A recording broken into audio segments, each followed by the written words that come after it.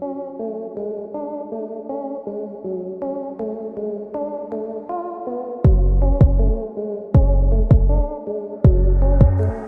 दोस्तों, कैसे हैं आप सब। उम्मीद करता हूं कि सब बढ़िया होगा। दोस्तों, ऑटमन साम्राज्य के बारे में किसे नहीं मालूम।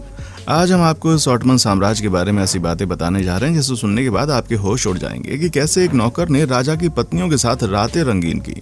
हम आपको बताएंगे कैसे एक नौकर ने राजा की पत्नियों को अपनी बाहों में भरकर रात भर सिर्फ प्यार किया और राजा इतना पागल था कि उसे कुछ नहीं पता चला। दोस्तों, ये कहानी है बेलेर की और उसके नौकर सेलेबी की। आपको जानकर हैरानी होगी कि तेरह के दौरान इस तरह की खूब घटनाएं होती थी। ऑटमन साम्राज्य में यहाँ की लड़कियों को बहुत परेशान किया जाता था। रात दिन उनके साथ पुरुष सिर्फ रातें रंगीन करते थे। यहाँ की महिलाएं बहुत ही अलग किस्म की होती थी। इन्हें किसी से कोई मतलब नहीं होता था, इन्हें भी बस प्यार चाहिए होता था। दोस्तों, आज हम आपको बताएंगे कि कैसे सेलेब ने बेलेर की रानियों के साथ रातें रंगीन की। एक नौकर ने राजा के नाक के नीचे कैसे ये सब कुछ कर लिया। कहा जाता है कि सेलेब को बेलेर ने एक महल में रखवाले के तौर पर भेजा कि तुम यहाँ का कामकाज देखो। बस फिर क्या था, वो नौकर समझ गया कि बेलेर इस महल में ज्यादा दिन नहीं आएगा और सब कुछ मेरे ऊपर छोड़कर जा रहा है। दोस्तों, उसके बाद हुआ ना क्या था, सेलेब ने एक एक करके बेलेर की रखेलों को अपनाना शुरू किया। जितनी तेजी से राजा की रखेलें थी, उसको पता था कि बेलेर बूढ़ा हो गया है और उसके बस की बात नहीं है हम जैसे जवान लड़कियों को खुश करना। आपको बताते हैं, बेलेर जब भी किसी लड़की के साथ रातें रंगीन करने के लिए जाता, वो बहुत जल्दी थक जाता। ये लड़कियां आपस में बातें करती हैं कि राजा के पास ताकत नहीं है हमें खुश करने की। सेलेब ने सारी बातें सुन ली। सेलेब जवान था और बहुत अच्छा दिखता था। उसे समझ आ गया कि इस राजा का बैंड बज गया है और अब उसकी रानियों को खुश करना मेरा काम है। उसने एक रात लड़कियों कमरे को खटखटाया। जैसे ही लड़कियों ने गेट खोला, सेलेब बोला कि मैं यहाँ सामान ढूंढने आया हूँ। दोस्तों, होना क्या था, लड़कियां जवान थीं। रात के अंधेरे में काफी कुछ वहां पर हो गया। आपको बता दूं, एक लड़की ने कहा कि जब तुम यहाँ आ ही गए हो तो कुछ लेकर भी जाओ। उसके बाद सेलेब ने कई सारी लड़कियों के साथ काफी मजे किए, उनको खूब तरह से प्यार किया। दोस्तों, आपको बता दें कि यही एक रानी को बात पता चल गई। अब सेलेब को लगा कि उसे सजा दी जाएगी, लेकिन आपको बता दें, रानी ने उसे अपने कमरे में बुलाया और बोला कि मैं राजा को सब कुछ बता दूंगी। सेलेब रोने लगा और बोला कि मुझे माफ कर दो। रानी ने कहा ठीक है, लेकिन बदले मुझे क्या मिलेगा। सेलेब ने कहा कि आप तो रानी हैं, मैं तो आपके हुक्म को पूरा करूंगा। इतने में रानी ने कहा कि तुम जैसे नौकर दे सकते हैं वो राजा भी नहीं दे पाएंगे। रानी ने सेलेब को उठाया और कहा कि मेरे पास आ जाओ, और फिर सब कुछ वहां पर होने लगा। सेलेब ने अपना टैलेंट दिखाया, रानी को रात भर जगा के रखा और फिर रानी काफी खुश हो गई। आपको बता दूं, इस तरह से रोज रोज सेलेब कई सारी रानियों के साथ रातें रंगीन करने जाता, उन्हें खूब प्यार करता और रात भर जगाता। राजा को कुछ समझ नहीं आ रहा था कि ये क्या हो रहा है। सब रानी सेलेब की तारीफ करती थी, सेलेब के बारे में राजा से अच्छी बातें करती। सेलेब ने कई सारी रानियों और रखेलों के साथ जिस्मानी संबंध बनाए, रात को खूब मजे करता। अब हम आपको बताते हैं राजा सुलेमान के बारे में, जो कि बहुत ही अलग किस्म का राजा था और कई लड़कियों के साथ उसने रातें रंगीन की थी। सुलेमान 16वीं शताब्दी में यूरोप का प्रमुख सम्राट बन गया था। वो तुर्क या ऑटमन साम्राज्य की शीर्ष पर पहुंच गया था। सुलेमान की 2 पत्नियां थीं। हरम में उसकी सेवा के लिए कई औरतें रखी होती थीं। सुलेमान की दूसरी पत्नी हुर्रम सुल्तान हरम से ही सुलेमान के करीब आई थी, लेकिन ये खुशनसीबी हरम की दूसरी औरतों को नहीं मिल पाई। हरम में संबंध बनाने से पहले और बाद में कई कठोर नियमों का पालन होता था। औरतों के लिए अनिवार्य था। ऐसे करने के पीछे मकसद था सुलेमान के उत्तराधिकारियों की संख्या को सीमित करना। इसलिए 16वीं शताब्दी में जब कॉन्डोम या गर्भ निरोधक गोलियां नहीं थी, हरम की औरतों को गर्भ रोकने के लिए एसिड तक का इस्तेमाल करना पड़ता था। हरम की औरतों को काफी साफ सफाई से रहना पड़ता था और एसिड का इस्तेमाल करना होता था। औरतें नींबू, संतरा या फिर अनार रस के साथ में साफ सफाई करके सिरके का इस्तेमाल करती थी। ये एसिड स्पर्म को मारने का काम करता था। यही नहीं, हरम की औरतों के गर्भ को रोकने के लिए जड़ी बूटियों का सहारा लिया जाता था। इस काढ़े में पुदीना, क्रोक्सिया, हॉर्सटेल और वर्मवुड का इस्तेमाल होता था, ताकि गर्भ ठहर भी गया तो गर्भपात हो जाए। औरतों को हरम में सुल्तान से मिलने से पहले बहुत तैयारियां करनी पड़ती थी। गर्भ से बचने के लिए जैतून और देवदार के तेल का इस्तेमाल होता था।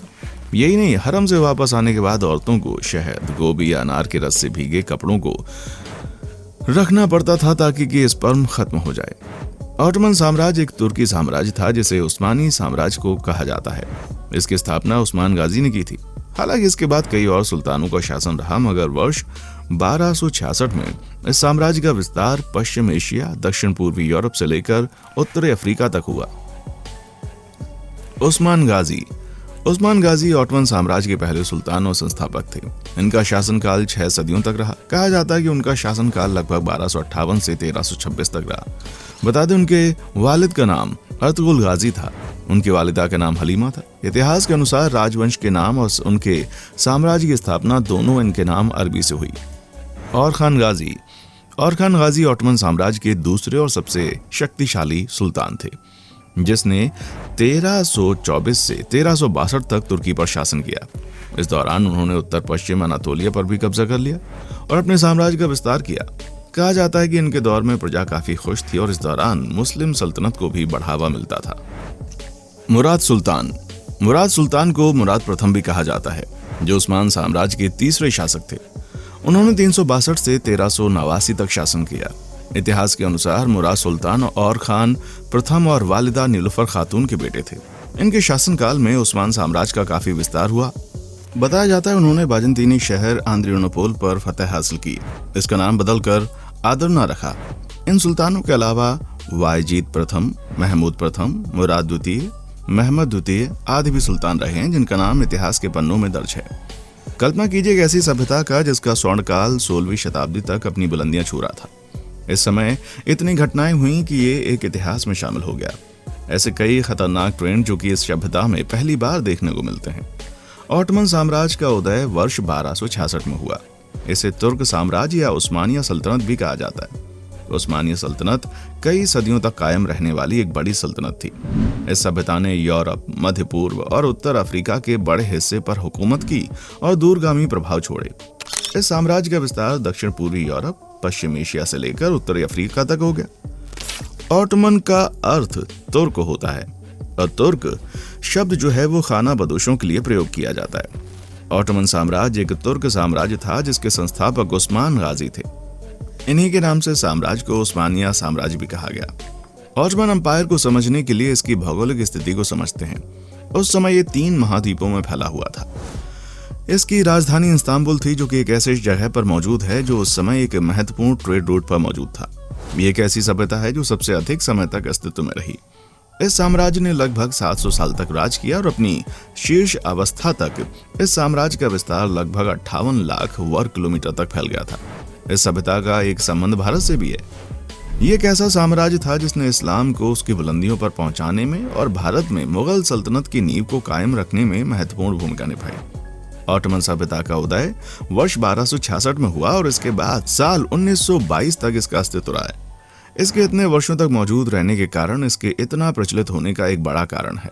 ऑटोमन साम्राज्य को शक्ति, स्थिरता और धन के साथ खड़ा किया गया था।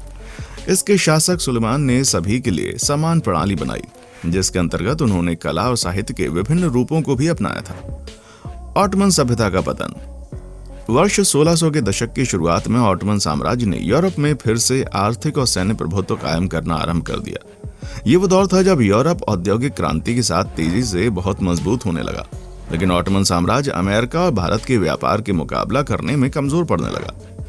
अंत में वर्ष 1683 में युआना के साथ लड़ाई में तुर्क हार गए और यही हार उनके पतन का एक प्रमुख कारण बनी। इसके बाद साल 1922 आते आते ऑटोमन साम्राज्य की प्रशासनिक शिथिलता, अक्षमताओं की वजह से संपूर्ण साम्राज्य की कृषि, उद्योग, धंधे और व्यापारिक स्थिति बहुत कमजोर हो गई।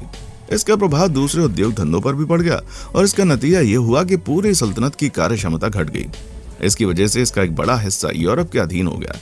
इन सब का परिणाम यह हुआ कि ऑटोमन साम्राज्य का धीरे धीरे पतन होता चला गया और प्रथम विश्व युद्ध के समय इसका अंत हो गया।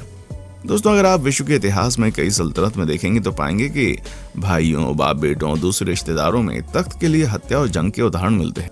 उसी तरह उस्मानिया सल्तनत भी इसमें पीछे नहीं है। यहाँ भी ऐसी बहुत सी घटनाएं हुई हैं जिनमें अपने सगे लोगों को केवल कुर्सी के लिए मार दिया गया। ऑटोमन एम्पायर के इतिहास में इस तरह की घटनाओं के उदाहरण मिलते हैं। सुल्तान अहमद प्रथम के पिता सुल्तान महमद तृतीय की गद्दी पर बैठने से साल 1595 का एक दिन तुर्क साम्राज्य अपनी बुलंदियों पर है। ये वो दिन है जब उस समय की सुपर पावर की सत्ता सुल्तान मुराद तृतीय की मौत के बाद उनके बेटे महमद को मिल गई, जो अब सुल्तान महमद तृतीय हैं। लेकिन इतिहास में इस दिन को इस वजह से याद किया जाता है कि इस्तांबुल में शाही महल में नए सुल्तान के आने से ज्यादा वहां से 19 शहजादों के जनाजे निकाले गए। ये जनाजे नए सुल्तान महमद तृतीय के छोटे भाइयों के थे, जिन्हें साम्राज्य में उस समय प्रचलित भाइयों के कत्ल की शाही परंपरा के तहत नए सुल्तान की गद्दी पर बैठते ही सभी को बारी बारी से गला घोंट कर मार दिया गया था। अगर साल 1595 से कुछ वर्ष पीछे चले जाएं, 1574 में तो पता चलेगा कि सुल्तान महमद तृतीय के पिता सुल्तान मुराद तृतीय के राज्य के प्रमुख बनने के बाद पहला दिन भी कुछ इसी तरह बीता था। उन्होंने भी अपना शासन शुरू करते समय ऐसे मुश्किल फैसले करने पड़े। सुल्तान मुराद के पिता उस्मानिया सल्तनत के 11वें सुल्तान सलीम द्वितीय की मौत सन 1574 में 50 साल की उम्र में हुई थी। दोस्तों आज के लिए बस इतना ही। उम्मीद है आपको वीडियो पसंद आई है तो चैनल को लाइक, शेयर और सब्सक्राइब जरूर करें। वीडियो को ज्यादा से ज्यादा लोगों तक पहुंचाने में हमारी मदद करें। देखने के लिए शुक्रिया।